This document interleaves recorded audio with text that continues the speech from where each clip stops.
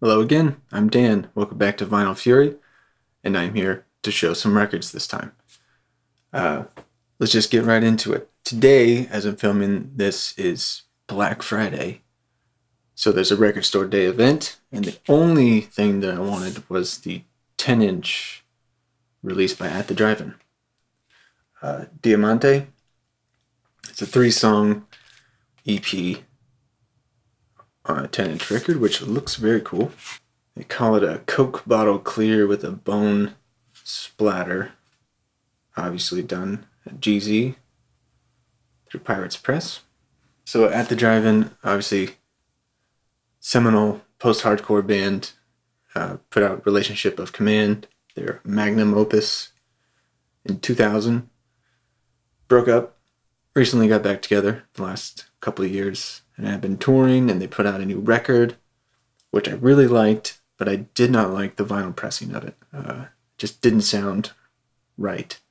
Just something off. It was just muddy.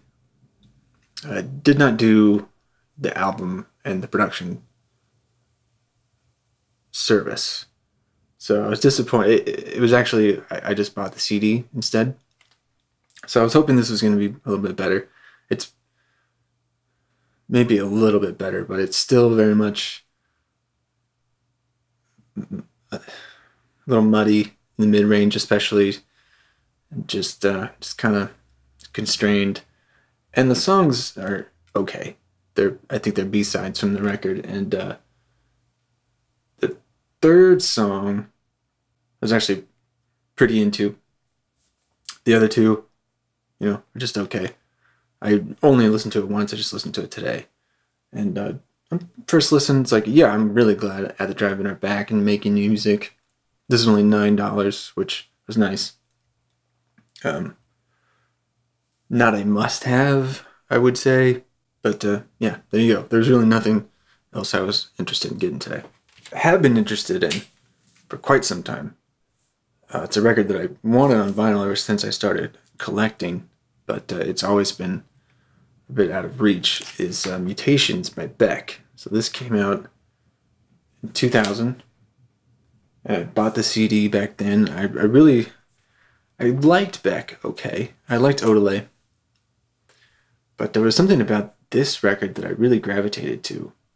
And songs like Cold Brains, the first song, I liked the sound of this. And you can definitely tell it's the precursor to Sea Change. There's the beginnings of that vibe in it. It comes with a 7-inch sized booklet, folds out. Some of the imagery that I do remember from the CD. The liner notes, lyrics. Pretty cool. And it also comes with a 7-inch with some bonus tracks that I don't believe I've ever heard. And I put it in my 7-inch bin. I don't have it on hand, but that 7-inch fold out and the 7-inch record are stuffed into this single jacket. Now, when I pre-ordered this, I thought it was double LP because it was $33. So I thought, oh, double LP with the 7-inch. I guess it's worth it. I guess I'll go for it. I've been wanting this record a long time. It's actually only a single disc, although it does sound really good. I listened to it in headphones at first. It sounded great. It's pressed at Palace or Palace, so it's a nice pressing. But $33 for a single LP, single jacket, didn't quite add up. The major problem I found was that 2 copies that I ordered from Amazon, the record was quite warped. The second even more than the first because of the 7-inch and the 7-inch insert inside of this jacket, shrink wrapped. I mean, you got more space in here. It's not the same size. Stack these up. It's just going to happen. And Paul Baraka P. Dub just did a video on how to prevent warps. And I do believe he mentioned stuff like that happening. So I got 2 of them from Amazon, returned them both. I actually found it in a record store, so I got my hands on it first, and I could tell just by looking at it, it wasn't, if it was warped, it wasn't nearly as bad, but it turns out it's just fine. So I do recommend the record, but I would get it from a store that you could check it out first, because when I took them out of the Amazon packages, I could see immediately that it was warped. So hopefully you can too. But definitely a well-made record. It sounds great. At the same time, I ordered Modern Guilt from 2008, I believe. And this is a record that I liked upon release. I only listened to it a couple times though. And I meant to get it on vinyl. And it went out of print before I did, and then prices just kept going up. But same scenario. It sounds great. Great pressing. This is only like $18, or a little bit less. It's the same label. I don't know why it's so much more expensive, but I really enjoy this record as well. Definitely got like a bit of a 60s vibe, especially in the production, and a mix between upbeat pop songs and more stripped down, introspective sounding stuff. But anyway, great reissues from Beck. And they were announced quite some time ago. I've been waiting on the reissue of Mutations for over a year. I think it was supposed to come out last year. And this reissue was a very welcome addition to my collection. And this band is called Ocean Size, and this album is called Effloresce. It's their first album. And I discovered these guys about 10 years ago.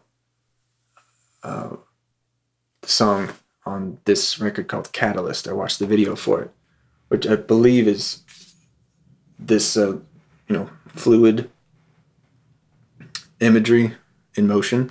It looks really cool. Ocean Size is like a progressive alternative rock. A little bit of post-rock in it, but definitely a progressive sound. Very melodic, but at times very not heavy metal, but heavy, weighty, I would say. So definitely for fans of bands like Mogwai, but this is definitely more involved lyrically and more progressive. So Mogwai, Tool, stuff like that. Ocean Size is an amazing band, or was, unfortunately. I love the sound. I love the sound of the vocalist. Ranges from a smooth, kind of sultry baritone into like a more pushed melodic scream, I guess, sometimes. Just more aggressive, but such a great band. And this was reissued by Baker's Banquet, and it was actually remastered at Abbey Road, and they did a phenomenal job. They went out of their way to make it as good as they could, and it sounds awesome. It's very punchy. The low end is very thick. It's really got balls, and it sounds great. It's a double LP with printed inner sleeves. Very cool looking yellow with kind of reddish, orangish highlights, if you can see that. I think it was meant to be a little bit more red in there, but it's primarily a yellowish orange. It's actually showing up on camera much more yellow than it actually is. I think there you can see it's a bit more orange. I love the look of it. So yeah, I don't know if I've had the opportunity to talk about Ocean Size before, because I didn't have any of their music on vinyl. But I am a big fan, and this was great to get. And it was available through I think it's the American arm of Baker's Banquet, but it was very well priced, especially for what it is. I got it for like $21.50 or something. It was less than $25 all told. And I'll leave a link to where I got it from. I think it's the cheapest that you can get it, and it's very much worth it. Definitely check out this band. I believe Vinyl Veteran is his name. He just showed this and the one I'm about to show in his most recent video, which is kind of neat to see. And this is their last full-length record, Self-Preserved While the Bodies Float Up. A very interesting cover. And this is a gatefold. It's on black vinyl. And so this, I do like the album quite a bit, but I remember not getting it when it came out because the import was a little more expensive than I wanted to spend at the time, and a friend of mine got it, said that it didn't sound great. But I regretted not getting it, and I found it on eBay, sealed, for like $21 with free shipping, so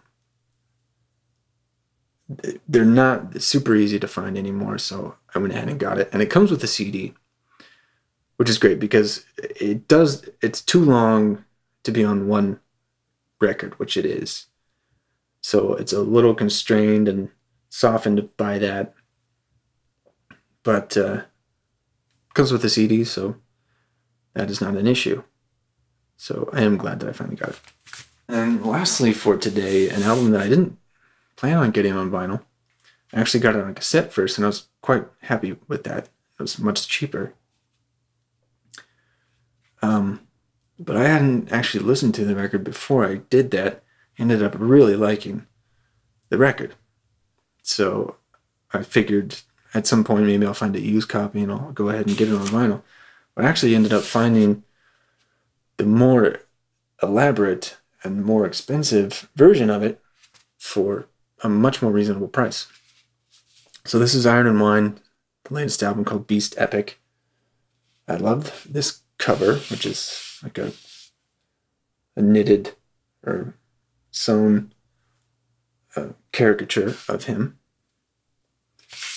And on the back you can see what it would look like actually behind it. And this is a gatefold, a very nice gatefold. This is a thick, you can tell, smooth, sturdy jacket. I love these jackets.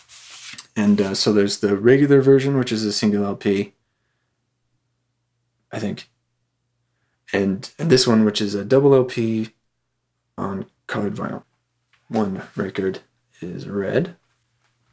One record is blue with an etched D side, which, you know, isn't that interesting. But so yeah, the regular one is a single LP. This extra disc is a couple B sides and a few demos, which are actually really good. Normally, the regular version is around 20, and then this was 33 to 35, around there. But for some reason on Amazon, this was like $21.99. So I figured that would be worth it, and it sounds pretty good. It's mastered in golden. I think most of, if not all of Sub Pop's records are. But the packaging was definitely well worth it. And it also comes with this bound booklet. I don't know if you can see that. With all the lyrics, which is a nice touch as well. So it's kind of lucked out with that. I don't know if it's still available for that price, but if it is, I will leave a link. So at least in the near future of this posting, you can get it for the same price. All right, I think that is all that I have gathered since my last vinyl update video. And that will be it for the time being. Yeah, there you go. Thanks for watching, and take care. Enjoy your music.